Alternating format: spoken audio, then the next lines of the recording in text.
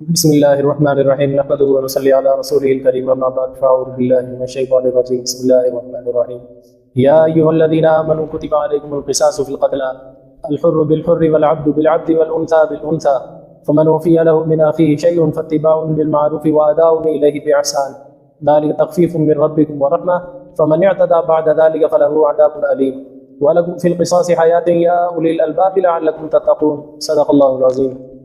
ان آیات سے اللہ تعالیٰ قوانین بیان فرما رہے ہیں جن کا تعلق نظام مملکت سے ہے، یعنی اگر مسلمانوں کی حکومت کہیں قائم ہو جائے تو ان کے لیے کچھ قوانین، سیاسی قوانین، سیاست کے طور پر اللہ تعالیٰ نے ذکر فرمایا۔ سیاست کا مطلب ہمارے ہاں تو لفظ سیاست اتنا بدنام ہو گیا ہم جھوٹ کے معنی میں لیتے ہیں، حالانکہ حقیقی طور پر اس کا یہ معنی نہیں ہے۔ اس کا معنی، سیاست کا معنی ہوتا ہے کہ ملک کا نظام چلانا، لازمی بات ہے پھر اس کے لیے کچھ قاعدے کلیے ہوتے ہیں، کچھ قوانین ہوتے ہیں، ان کے تحت چلایا جاتا ہے۔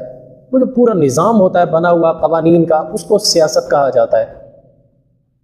ہمارے ہاں غلط معنی میں اس کو استعمال کر لیتے ہیں۔ بہرحال یہاں سے اللہ تعالیٰ سیاسی قوانین، یعنی ملک کا نظم و نسق چلانے کے لیے کچھ قوانین ایسے ہیں جن کی ضرورت آتی ہے، اللہ تعالیٰ نے حالات کے لحاظ سے وقتاً فوقتاً ان کا ذکر فرمایا ہے۔ یہ ضروری نہیں کہ سارے ترتیب سے آ جائے، بے ترتیب بھی اللہ تعالیٰ نے بیان فرمایا، جیسے ضرورت تھی ویسے بیان کر دیا۔ آج کی جو آیت ہے وہ ہے قصاص کے متعلق، قتل کا بدلہ قتل ہونا چاہیے۔ یہ اللہ تعالیٰ نے یہ آیت کیوں نازل فرمائی، اس کی وجہ کیا تھی؟ اس کی وجہ یہ تھی کہ پہلے زمانے میں رواج بہت غلط تھا۔ یہ خصوصی طور پر اس آیت کے نازل ہونے کا سبب ایک واقعہ بنا تھا۔ اسلام کے مدینہ منورہ میں آنے سے پہلے دو قبیلے تھے بڑے، ان کی آپس میں لڑائی چل رہی تھی، آپس میں اتنی خطرناک لڑائی، ان کے دونوں طرف کے کچھ لوگ، کچھ مرد، کچھ خواتین، کچھ غلام، یہ قتل ہوئے۔ اتنے میں ان تک اسلام کی جب دعوت پہنچی تو وہ دونوں قبیلے مسلمان ہو گئے۔ جب مسلمان ہو گئے تو پھر ان میں وہی دوبارہ انہوں نے کہا ٹھیک ہے جدمردی تو ہو گئی لیکن بدلہ تو لیں گے نا، قتل کے بدلے قتل، چلو ٹھیک ہے لو، لیکن ان کا رواج ہی الگ تھا۔ وہ کہتے تھے کہ ہماری اگر ایک عورت ماری گئی ہے تو اس کے بدلے میں ہم ایک مرد کو ماریں گے، قتل کریں گے، اور اگر ہمارا کوئی مرد قتل ہوا ہے تو اس کے بدلے میں دو مردوں کو قتل کریں گے، اور اگر ہمارا کوئی غلام مارا گیا ہے تو اس کے بدلے میں آزاد آدمی کو قتل کیا جائے گا۔ عجیب رواج ان کا۔ اس پر اللہ تعالیٰ نے فرمایا کہ اے ایمان والو، یعنی اب دونوں قبیلے ایمان والے بن گئے، اے ایمان والو، اللہ نے اصول بیان کیا، کتب علیکم القصاص فی القتلى، مقتول کے بارے میں اللہ نے تم پر قصاص لینا فرض کر دیا ہے۔ ویسے قصاص کا معنی ہوتا ہے برابری، مماثلت، لیکن یہاں پر جو ہے مماثلت سے مراد ہے یعنی عدلے کا بدلہ، قتل کیا تو اس کی برابری کرو قتل کے ذریعے، قصاص لینا۔ تو اللہ تعالیٰ نے فرمایا مقتول کے بارے میں قصاص لینا تم پر فرض کر دیا گیا، لیکن جو طریقہ تم نے اپنا رکھا ہے یہ تو جاہلیت والا ہے۔ اللہ عدل و انصاف پر مبنی فیصلہ تمہیں سناتا ہے، الحر بالحر، آزاد کے بدلے آزاد ہوگا، والعبد بالعبد، غلام کے بدلے غلام ہی ہوگا، والانثى بالانثى، عورت کے بدلے عورت ہی ہوگی۔ مطلب کیا ہے کہ اگر قاتل آزاد ہے تو قصاص میں اسی آزاد کو ہی قتل کیا جائے گا، اگر قاتل غلام ہے تو قصاص میں اسی غلام کو ہی قتل کیا جائے گا، اگر قاتل عورت ہے تو بدلے میں قصاص میں اس عورت کو ہی قتل کیا جائے گا۔ یہ نہیں کریں گے کہ تمہاری ایک عورت قتل ہوئی تو تم اس کے بدلے میں ایک مرد قتل کرو، ایسا نہیں ہوگا۔ قاتل اگر عورت تھی تو بدلہ لیتے وقت اس عورت کو ہی قتل کیا جائے گا، آزاد مرد کو اس کے بدلے میں قتل نہیں کیا جائے گا۔ مطلب یہ تھا۔ آگے اللہ تعالیٰ نے بڑی آسانی فرمائی اس میں، فَمَنْ عُفِيَ لَهُ مِنْ أَخِيهِ شَيْءٌ، پھر جس کو معاف کر دیا گیا ہو اس کے بھائی کی طرف سے، شَيْءٌ کچھ بھی، تو فَاتِّبَاعٌ بِالْمَعْرُوفِ، تو اس کو چاہیے کہ وہ دستور کے مطابق کی اتباع کرے، جو دستور چل رہا ہے اس کی اتباع کرے، وَأَدَاءٌ إِلَيْهِ بِإِحْسَانٍ، اور ادا کرے خون بہا احسان کے ساتھ، خوش دلی کے ساتھ، اچھائی کے ساتھ۔ اب یہ ترجمہ آپ کو سمجھ نہیں آئے گا، پہلے ایک بات سمجھو، کوئی بندہ کسی کو قتل کرتا ہے، اس کی تین قسمیں ہیں۔ ایک کہلاتا ہے قتل عمد، جان بوجھ کر کسی کو قتل کرنا. وہ کیا ہوتا ہے کہ جان بوجھ کر آلہ قتل کے ساتھ کسی کو قتل کرنا، یعنی جس چیز کے ذریعے قتل کیا جا رہا ہے وہ چیز بھی قتل ہی کے لیے استعمال ہوتی ہو، جیسے تیر ہے، تلوار ہے، بندوق ہے، آج کل کے جدید اسلحے ہیں، پستول وغیرہ. یہ آلہ قتل ہے. اس آلہ قتل کے ساتھ جان بوجھ کر کسی کو قتل کرنا یہ کہلاتا ہے قتل عمد. اس قتل عمد کا حکم یہ ہے کہ قتل کرنے والے کو قصاص میں قتل کیا جائے گا. ایک قسم سمجھ آ گئی. دوسرا ہے شبہ قتل عمد. شبہ قتل عمد وہ کیا ہے کہ بندہ کسی کو قتل تو کرتا ہے لیکن وہ آلہ قتل کا نہیں ہے جس کے ذریعے قتل کر رہا ہے. جیسے مثال کے طور پر کسی نے کسی کے منہ پر تکیہ رکھ کر اس کا سانس گھونٹ کر اس کو مار دیا، گلے میں رسی ڈال کے مار دیا، یا سر میں لاٹھی مار کے مار دیا. لاٹھی قتل نہیں کیا کرتی، اتفاق ہے اسے مر گیا. یا اینٹ مار دی، اینٹ سے کوئی قتل نہیں ہوتا لیکن اتفاق ہے اسے قتل ہو گیا. ارادہ اس کا قتل ہی کا تھا لیکن اعلیٰ قتل کا نہیں تھا. ٹھیک ہے، یہ کہلاتا ہے شبہ عمد قتل عمد. اس کا حکم یہ ہے کہ اس بندے کے اوپر قصاص تو نہیں ہوگا، البتہ دیت ہوگی. میں دیت بتا دیتا ہوں بعد میں. تیسری قسم سمجھو. تیسری قسم یہ ہے قتل خطا. قتل خطا مطلب کیا ہے؟ کوئی بندہ آلہ قتل لے کر کھڑا ہوا تھا لیکن اس کا مقصد قتل کرنا نہیں تھا، اچانک بھولے سے اس کو گولی لگ گئی یا تیر لگ گیا یا تلوار لگ گئی جس سے وہ قتل ہو گیا. مثلا وہ کسی شکار کو مار رہا تھا، اچانک اس کی زد میں کوئی آدمی آ گیا، یا جیسے شادی بیاہ میں فائرنگ کر رہے ہوتے ہیں تو اس میں اچانک کسی کو گولی لگ گئی، ارادہ نہیں تھا قتل کا لیکن اعلیٰ قتل کا تھا. اس کی تفصیل ہے، وہ تفصیل آگے 6 سپارے میں اللہ تعالیٰ ارشاد فرمائے، 5ویں سپارے میں اللہ تعالیٰ ارشاد فرمائیں گے. اللہ تعالیٰ کا ارشاد وہاں پر آ جائے گا. لیکن خلاصہ اس کا بھی بتلا دیتا ہوں، اس کے اندر بھی قصاص لازم نہیں ہوگا، البتہ دیت لازم ہوگی. خون بہا جس کو اردو میں کہا جاتا ہے. اب دیت کتنی ہے؟ حضور صلی اللہ علیہ وسلم نے 100 اونٹ دیت مقرر کی ہے ایک قتل کی. 100 اونٹ یعنی 100 اونٹوں کی قیمت، یا 100 اونٹ دے یا 100 اونٹوں کی قیمت دے.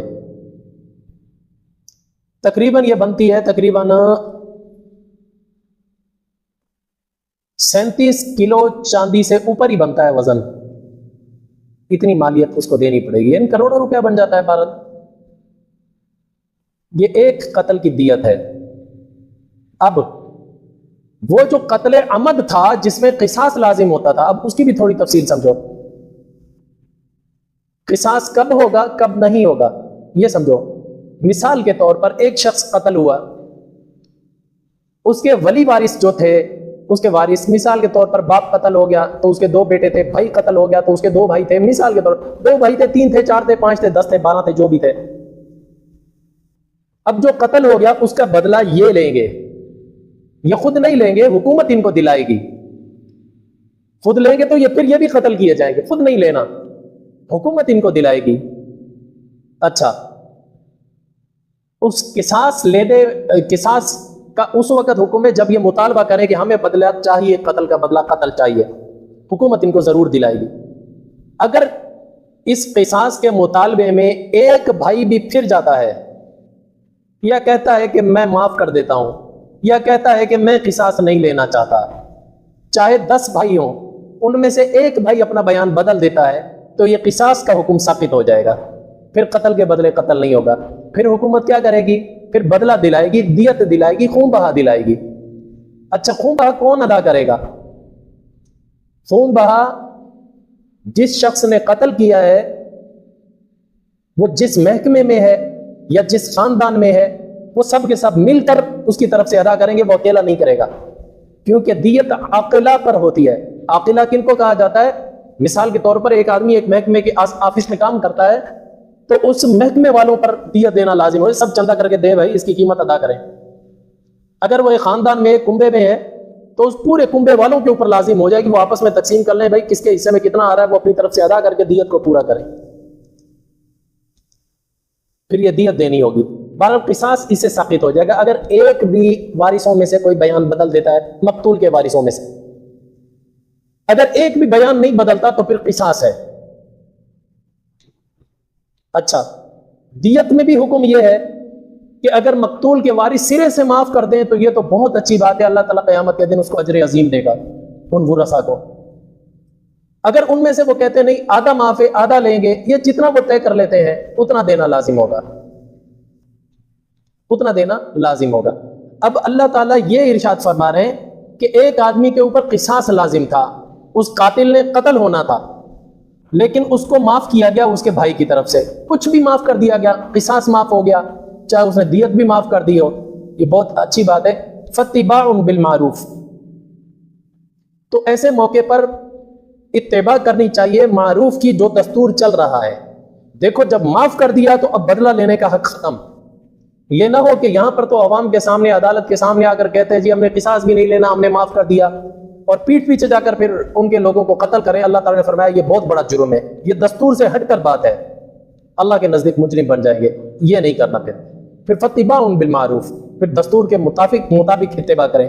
اور آگے اللہ تعالیٰ نے قاتلوں کو بھی فرمایا کہ جن کو معاف کیا گیا ہے وَأَدَاءٌ إِلَيْهِ بِإِحْسَانٍ، اگر ان کے اوپر دیت لازم ہے تو وہ ٹال مٹول سے کام نہ لیں، مقتولوں کو تنگ نہ کریں، مقتولوں کو ہراساں نہ کریں، ان کے اوپر زبردستی نہ کریں، معاف کرو ورنہ ہم یوں کر دیں گے، نہیں۔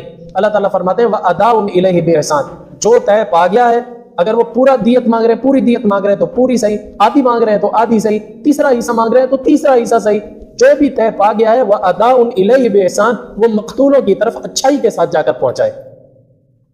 یہ اللہ تعالیٰ نے اصول یہ بھی بتایا۔ اللہ تعالیٰ فرماتے ہیں ذَلِكَ تَخْفِيفٌ مِّن رَبِّكُمْ وَرَحْمَةٌ، یہ تمہارے رب کی طرف سے بہت بڑی آسانی پیدا کی گئی ہے تمہارے لیے، کہ ورنہ تو قتل کا بدلہ قتل ہی تھا پہلی شریعتوں میں، دیت ویت نہیں تھی۔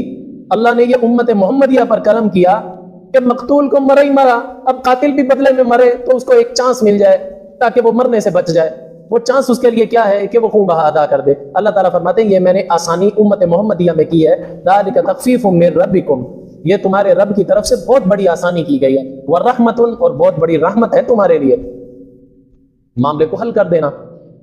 اچھا آگے اللہ تعالیٰ فرماتے ہیں فَمَنِ اعْتَدَىٰ بَعْدَ ذَلِكَ، پھر اس کے بعد اگر کوئی بھی حد سے تجاوز کرے گا، جو معاملہ طے پا گیا قصاص ہے تو قصاص صحیح، قصاص نہیں تو دیت ہے، جو معاملہ طے پا گیا اس سے اگر ہٹ کر کوئی حد سے تجاوز کرے گا، مثلا قاتل اب دیت نہیں ادا کر رہے پھر رہے، یا مقتول ہیں وہ دیت بھی لے رہے ہیں اور ان کا قتل بھی کر رہے ہیں، ان کو تنگ بھی کر رہے ہیں، اللہ تعالیٰ فرماتے ہیں فَمَنِ اعْتَدَىٰ بَعْدَ ذَلِكَ، جو اس کے باوجود بھی جا کر حد سے تجاوز کرے گا فَلَهُ عَذَابٌ عَلِيمٌ، اس کے لیے دردناک عذاب ہے۔ آگے اللہ تعالیٰ یہ اصول بیان فرمانے کے بعد ہمیں سمجھا رہے ہیں عقل والے لوگوں کو، بے عقلے تو نہیں سمجھیں گے، ان کا کام ہے قرآن پر اعتراض کرنا، اللہ پر اعتراض کرنا۔ انگریز کے ہاں یہ قانون نہیں ہے قصاص کا، وہ کہتے ہیں یا زندگی بھر کے لیے جیل ڈال دو یا اس کو کچھ سزا لگا کر اس کو چھوڑ دو۔ انگریز کا قانون یہ ہے، یہ قصاص کا قانون اللہ تعالیٰ نے اسلام میں دیا، اور قدرتی بات آپ خود بھی دیکھو، اس کا مشاہدہ کرو، جن ممالک کے اندر اللہ کے قوانین نافذ ہیں نا، وہاں پر جرائم کی شرح بہت کم ہے، صفر کے قریب ہے، اور جن ممالک کے اندر انگریزی قوانین چلتے ہیں، اسلامی قوانین نہیں چلتے، ان ممالک کے اندر جرائم کی شرح بہت زیادہ ہے۔ ہمارے ہاں کیا ہوتا ہے، قاتل قتل کرتا ہے اور دندناتا پھرتا ہے، اس سے معاشرے میں اور بگاڑ پیدا ہوتا ہے، پھر مقتول اٹھتے ہیں، اس کے دو چار آدمی وہ قتل کر دیتے ہیں، پھر وہ دندناتے پھر رہے ہوتے ہیں، پھر ان کے آدمی اٹھتے ہیں وہ قتل کرتے ہیں، یہ قتل در قتل چلتا رہتا ہے۔ کیوں؟ ہمارے یہاں قصاص کا نظام نہیں ہے۔ اگر قصاص کا نظام ہو، چور کی سزا ہاتھ کاٹنا ہے، اگر ہاتھ کاٹنا ہو، میں کہتا ہوں معاشرہ خود بخود سنور جائے گا۔ سعودی عرب میں یہ قوانین نافذ ہیں، بھلے وہ جو بھی ہیں دین سے بھلے ہٹ رہے ہیں، جو مرضی کریں وہ ان کا مسئلہ ہے، لیکن انہوں نے قوانین اپنے سخت رکھے ہوئے ہیں۔ قتل کا بدلہ اب بھی وہاں قتل ہے، وہاں قتل کی شرح بہت کم ہے۔ جتنے قتل ہمارے ہاں ملک پاکستان میں ہوتے ہیں نا، وہاں اکا دکا کوئی ہو گیا تو ہو گیا، ورنہ وہاں کے تھانے کی جا کر اگر رپورٹیں چیک کرو تو شرح قتل بہت کم ہے۔ اسی طرح چوری کی سزا ہاتھ کاٹنا ہے، وہاں پر کاٹے جاتے ہیں باقاعدہ ہاتھ، وہاں پر جرائم بالکل نہ ہونے کے برابر ہے۔ اچھا اب افغانستان میں الحمدللہ اللہ کا شکر ہے کہ طالبان نے اسلامی نظام نافذ کیا ہے، اس میں بھی انہوں نے یہی رکھا، نقد سزا، کوئی لمبے چوڑے چکر نہیں ہے عدالتوں میں۔ یہاں تو سالوں سال گھسٹتے رہتے ہیں پھر بھی انصاف نہیں ملتا، وہاں پر یہ ہے کہ آپ جا کر اپنا دعویٰ دائر کرو، اگلے دن انکوائری ہوگی، تیسرے دن میں سزا لگ جائے گی۔ سزا کیا؟ یا جیل جانا ہوگا جیل جائے گا، نہیں جیل جانا ہاتھ کاٹنا ہے ہاتھ کٹے گا، قتل ہونا ہے تو قتل ہوگا۔ طالبان کے پاس کوئی اتنی بڑی فوج نہیں ہے جتنی بڑی ہمارے پاس فوج ہے، ان کا نظام تعلیم بھی ہم سے کم ہے، ان کے پاس ٹیکنالوجی بھی ہم سے کم ہے، لیکن اس کے باوجود وہ پہاڑ ہیں، جنگلات ہیں، اس کے باوجود وہاں قتل نہیں ہو رہے، اس کے باوجود وہاں چوری ڈکیتیاں نہیں ہو رہی. کیوں؟ ان کے قانون سخت ہیں، قانون اسلامی ہے. تو اللہ تعالیٰ یہی سمجھا رہے ہیں وَلَكُمْ فِي الْقِصَاصِ حَيَاتٌ يَا أُولِي الْأَلْبَابِ لَعَلَّكُمْ تَتَّقُونَ. تمہارے لیے قصاص لینے میں ہی زندگی ہے. اے عقل والو، اے عقل والو، قصاص لینے میں زندگی ہے. کوئی معاشرے میں کسی کو قتل کرتا ہے، قتل کے بدلے اگر قتل کر دیا جائے نا تو سارے معاشرے میں قتل بند ہو جائیں گے. وہ کہیں گے نہیں یار، یہاں تو دوسری بات ہی نہیں سنی جاتی، قتل کے بدلے قتل ہو جائیں گے، ہم قتل نہیں کریں گے. یہ قتل و خون ریزی خود بخود بند ہو جائے گی. جب بند ہو جائے گی، ایک اگر قتل میں قتل ہو گیا، قصاص میں قتل ہو گیا، باقیوں کو زندگی مل گئی یا نہیں مل گئی؟ اللہ تعالیٰ یہ سمجھا رہے ہیں وَلَكُمْ فِي الْقِصَاصِ حَيَاتٌ يَا أُولِي الْأَلْبَابِ. اے لوگو، تمہارے لیے قصاص لینے میں ہی حیاتی ہے.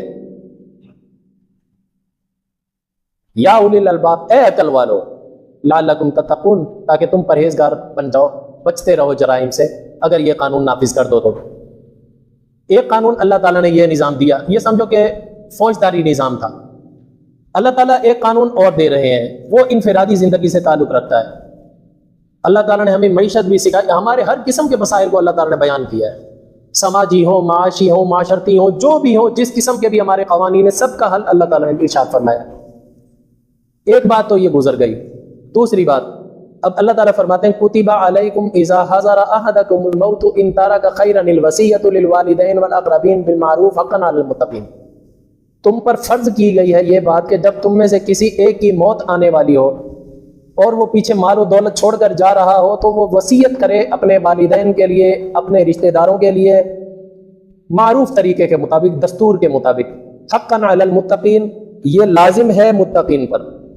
ایک بات یاد رکھنا، یہ آیت اس وقت نازل ہوئی تھی جب اللہ تعالیٰ نے وراثت کی آیت اب تک نازل نہیں کی تھی، وراثت کے احکامات نہیں دیے تھے. جب اللہ تعالیٰ نے سورہ نساء میں وراثت کے احکامات دے دیے، کوئی مرنے والا مر جاتا ہے، چاہے وہ وصیت کرے نہ کرے، ورثہ کو حق ملے گا. ورثہ کون ہے؟ ماں باپ ہیں اور اولاد ہے. اگر ماں باپ بھی نہیں ہے، اولاد بھی نہیں ہے، پھر بہن بھائی ہیں، یہ ورثہ ہیں ہر آدمی کے. ان کے اللہ تعالیٰ نے خود حصے متعین کر دیے ہیں، اب وصیت کرنے کی ضرورت نہیں ہے. یہ آیت اس وقت کی ہے جب تک شریعت میں وراثت کے تقسیم کے احکامات نازل نہیں ہوئے تھے. اس وقت اللہ تعالیٰ نے حکم کیا دیا تھا کہ اگر تم میں سے کسی ایک کی موت آ جاتی ہے تو وہ وصیت کرے کہ میرے ماں باپ کو اتنا ملے، میرے قریبی رشتہ داروں میں فلاں فلاں کو اتنا ملے. اور یہ وصیت کتنے مال میں کرنی ہے؟ اس کا ٹوٹل مال 4 حصوں میں تقسیم ہو تو ایک تہائی میں، یعنی چوتھے حصے میں یہ وصیت نافذ ہوگی، وہ جس کے لیے بھی کر دے. باقی مال جو بھی بچے گا وہ اولاد کا ہے. پہلے اللہ تعالیٰ نے یہ آیت نازل کی تھی. اس کے بعد جب وراثت کی آیت نازل ہو گئی، یوصیکم اللہ فی اولادکم للذکر مثل حظ الانثیین، اللہ تمہیں حکم دیتا ہے للذکر مثل حظ الانثیین، جتنا عورت کا حصہ ہے اس کا ڈبل مرد کا ہے. تو وہاں اللہ تعالیٰ نے لڑکی کے، لڑکے کے، ماں کے، باپ کے، بیوی کے، شوہر کے حصے خود متعین کر دیے. لہذا اس آیت کی وجہ سے یہ آیت کا حکم منسوخ ہے، تلاوت باقی ہے، حکم منسوخ ہے. بات سمجھ میں آ رہی ہے؟ ہاں، البتہ اگر پھر بھی کوئی وصیت کرتا ہے، مثال کے طور پر کچھ صورتیں ایسی ہیں جن میں وصیت کرنا فرض ہو جاتا ہے، کچھ صورتیں ایسی ہیں جن میں وصیت کرنا مستحب ہوتا ہے. مثال کے طور پر مستحب وصیت یہ ہے کہ کوئی آدمی مرتے وقت وصیت کر دے، یار میری طرف سے فلاں جگہ پر مسجد تعمیر کر دینا، میری طرف سے فلاں جگہ مدرسہ تعمیر کر دینا، میری طرف سے فلاں جگہ کنواں نکال دینا، میری طرف سے فلاں آدمی غریب ہے اس کو اتنا مال دے دینا، وغیرہ وغیرہ. یہ مستحب، اب مستحب کے درجے میں ہے کیونکہ وراثت کے احکامات مستقل آ گئے. تو اب اس وصیت، یہ وصیت ہے مستحب. اب ایک اور وصیت سنو، وہ فرض ہے. وہ کیا ہے؟ مرنے والا وصیت کرے کہ میرا مال اتنا باقی ہے، اس میں سے میرے ذمے کچھ نمازیں ہیں، مثلا تعداد بتا دیتا ہے اتنی نمازیں ہیں، میرے مال میں سے میری نمازوں کا فدیہ ادا کرنا، میرے ذمے روزے ہیں، میرے روزوں کا فدیہ ادا کر دینا، میرے ذمے کچھ زکاتیں ہیں میں نے ادا نہیں کی تھی، وہ میرے مال میں سے ادا کر دینا، یہ وصیت کرنا فرض ہے۔ یا اسی طرح اس کے اوپر قرض ہے، وہ وصیت کرتا ہے کہ میرا فلاں کا میں نے قرض دینا ہے، وہ میرے مال میں سے ادا کیا جائے، یہ وصیت بھی فرض ہے۔ اس فرض کے اوپر عمل کرنا لازمی ہوگا۔ یہ باقی جو مستحب ہے وصیت، اس پر ورثاء کی مرضی ہے، چاہے وہ عمل کریں یا نہ کریں، لیکن جو فرض وصیت ہے اس کے اوپر عمل کرنا ورثاء پر بھی فرض ہے۔ وہ کتنے میں فرض ہے؟ وہ تہائی مال میں فرض ہے، یعنی ٹوٹل مال کے 4 حصے کیے جائیں گے، جو چوتھا حصہ ہوگا اس میں یہ وصیت نافذ ہوگی، یعنی تہائی حصہ اس میں یہ وصیت نافذ ہوگی۔ وہ مال اگر پورا پڑ جاتا ہے تو ٹھیک، اگر وہ مال کم پڑ جاتا ہے ابھی بھی فرضیت باقی ہے، پھر ورثاء کی مرضی ہے، اپنے حق میں سے اگر وہ دینا چاہیں تو دے دیں، نہیں دیں تو اس کا بہرحال اس سے حساب ہوگا قیامت کے دن جو رہ گیا ہے۔ اس وجہ کوشش یہ کرنی چاہیے کہ جب تک ہم زندہ ہیں اپنی زندگی کو غنیمت جانیں، جو اللہ کے حقوق ہم پر لازم ہیں ان کو اپنی زندگی میں ہی نپٹا دیں، اگر نہیں نپٹا سکے تو مرنے سے پہلے وصیت کرنا فرض ہے، یہ بات یاد رکھنا۔ اگر کوئی اس فرض پر بھی عمل نہیں کرے گا قیامت کے دن مواخذہ بہت سخت ہوگا۔ اگر وصیت پر عمل کر کے چلا گیا، مال کم پڑ گیا، ہو سکتا ہے آگے چھوٹ ہو جائے، ہو سکتا ہے اللہ معاف کر دے، یہ وصیت فرض ہے۔ بہرحال اللہ تعالیٰ نے وصیت یہ ارشاد، اچھا اس زمانے میں ماں باپ کے لیے وصیت، پہلے ویسے تو سارا مال اولاد کا سمجھا جاتا تھا، ماں باپ کا نہیں سمجھا جاتا تھا، اس وجہ سے اللہ تعالیٰ نے خصوصی طور پر فرمایا ماں باپ کے لیے بھی وصیت کر دے، قریبی رشتہ داروں کے لیے ماما چاچا پھوپھا تایا ان کے لیے بھی کچھ وصیت کر دے، یہ اس وقت کا حکم ہے۔ اس کے بعد جب وراثت کی تقسیم کی آیت نازل ہوئی، یہ آیت منسوخ ہو گئی، البتہ تلاوت اس کی باقی ہے۔ یہ اس آیت کا سارا لوب لباب تھا جو میں نے آپ کو بتلایا۔ اب ایک بات اور میں بتلا دوں، اللہ تعالیٰ نے جتنی بھی آیتیں نازل کی چاہے منسوخ بھی ہو نا، کبھی کبھار ایسا وقت آ جاتا ہے کہ اس منسوخ آیت سے بھی ہم فائدہ اٹھایا کرتے ہیں۔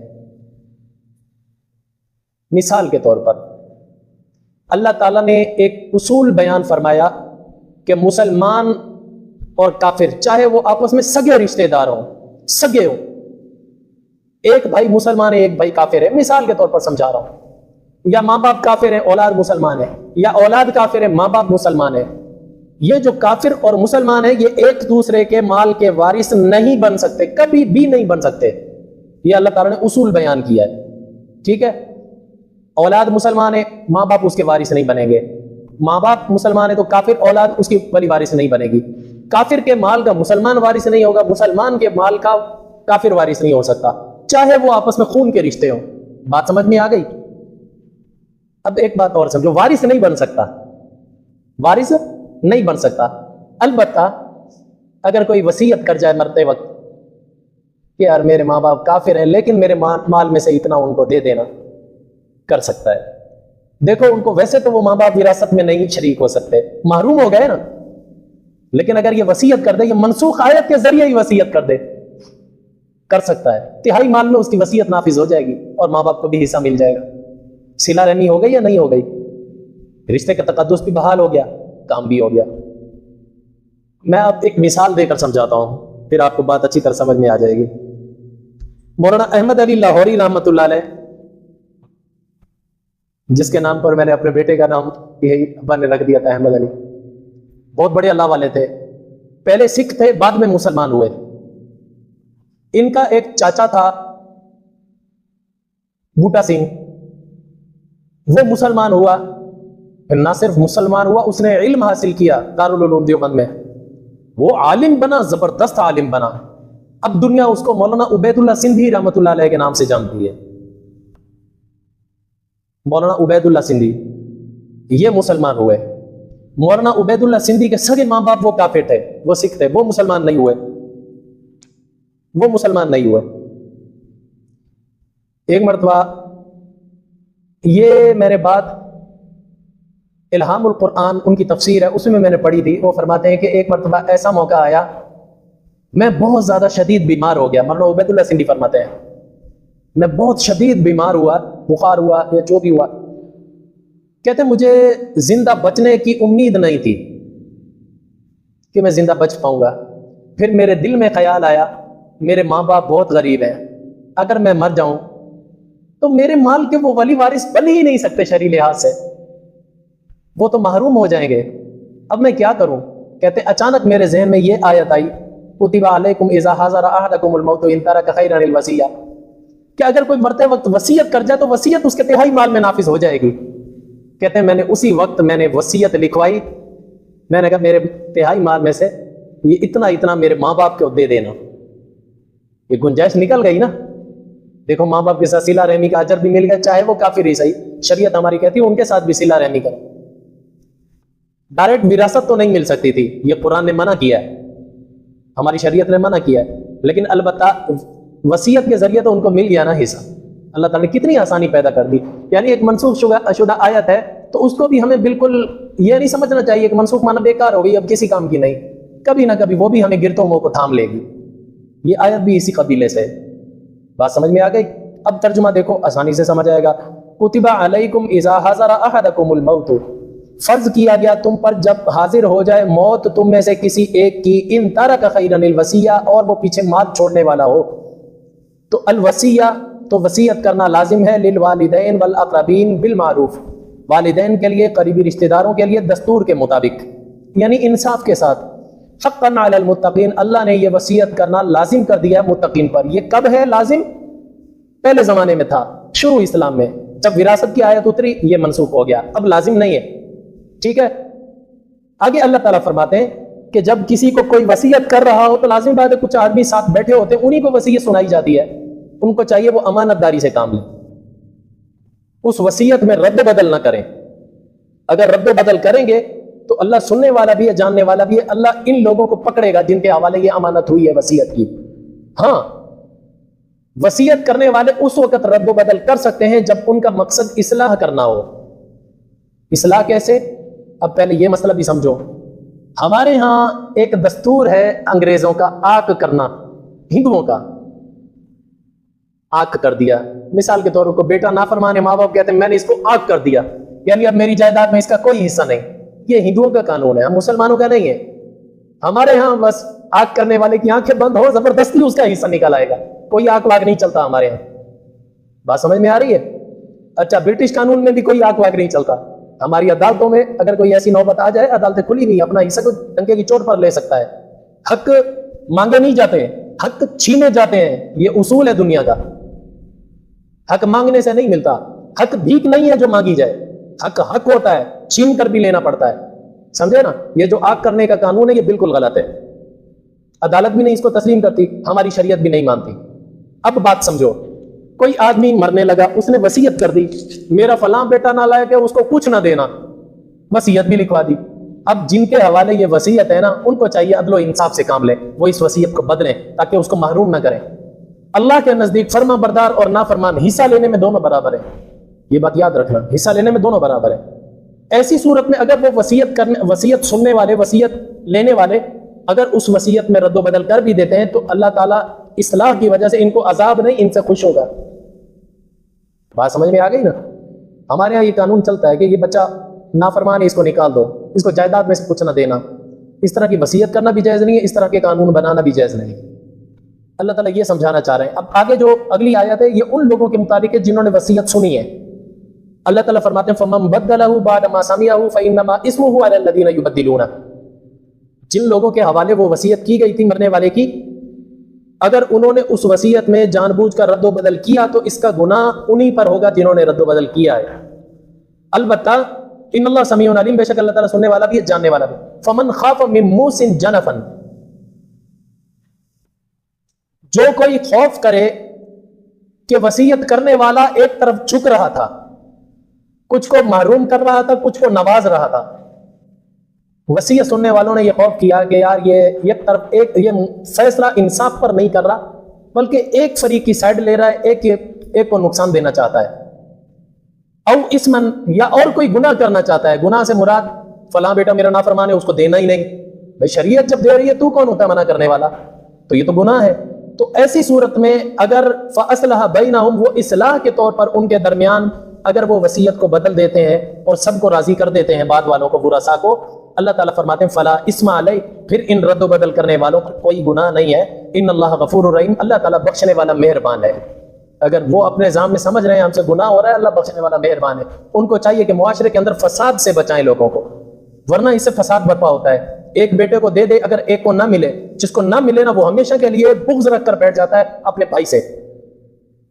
کئی لوگ تو قتل و غارت پر اتر آتے ہیں، ورنہ ہمیشہ کے لیے بغض رکھ کر وہ تعلقات ختم کر دیتا ہے۔ بہتری اسی میں سب کو برابر کی نظر سے دیکھا جائے۔ دیکھو شریعت کے اندر جہاں وراثت تقسیم کرنے کا اللہ نے حکم دیا نا، وہاں پر یہ فرمایا کہ مرنے والا مر گیا، اس کا ترکہ اس طرح تقسیم کرنا، لڑکی کو سنگل دینا، لڑکے کو ڈبل دینا، یعنی بہن کا حصہ سنگل ہوگا، بھائی کا ڈبل ہوگا۔ مثلا بہن کو 100 روپیہ ملا تو بھائی کو 200 روپے ملیں گے، ڈبل ہو گیا۔ یہ کب ہے؟ یہ اس وقت ہے کہ جب مر گیا وہ آدمی اپنا مال چھوڑ کر وارثوں کے لیے۔ اگر وہ زندہ ہے، اپنی زندگی میں تقسیم کر رہا ہے، پھر ہماری شریعت کا حکم یہ ہے، حضور صلی اللہ علیہ وسلم نے فرمایا پھر اس کو چاہیے وہ سب میں برابری کرے، یہ نہ دیکھے کہ یہ بیٹی ہے یہ بیٹا ہے، وہ سب میں برابر حصہ تقسیم کریں، پھر برابر ہوگا۔ کہا اگر وہ مر جائے پھر شریعت کا قانون چلے گا، جب تک وہ زندہ ہے تب تک اس کا قانون چلے گا۔ اگر وہ ایک کو نوازنا چاہے اپنی زندگی میں نواز سکتا ہے، لیکن یہ انصاف پر مبنی فیصلہ نہیں ہوگا، بعد میں اس کے مرنے کے بعد اولاد میں پھوٹ کا سبب بنے گا۔ اس وجہ سے فرمایا کہ اگر اپنی زندگی میں کرتا ہے تو برابر کرے، اگر وہ مر گیا ہے تو پھر شریعت کا اصول چلے گا، لڑکی کا سنگل، لڑکے کا ڈبل، پھر وہ اصول چلے گا۔ آگے انشاءاللہ اور نئے احکامات ہیں وہ انشاءاللہ کل عرض کر دیے جائیں گے۔ وآخر دعوانا الحمدللہ رب العالمین۔ شریعت کا رستہ دکھاتے چلو، دیے عظمتوں کے جلاتے چلو، شریعت کا رستہ دکھاتے چلو۔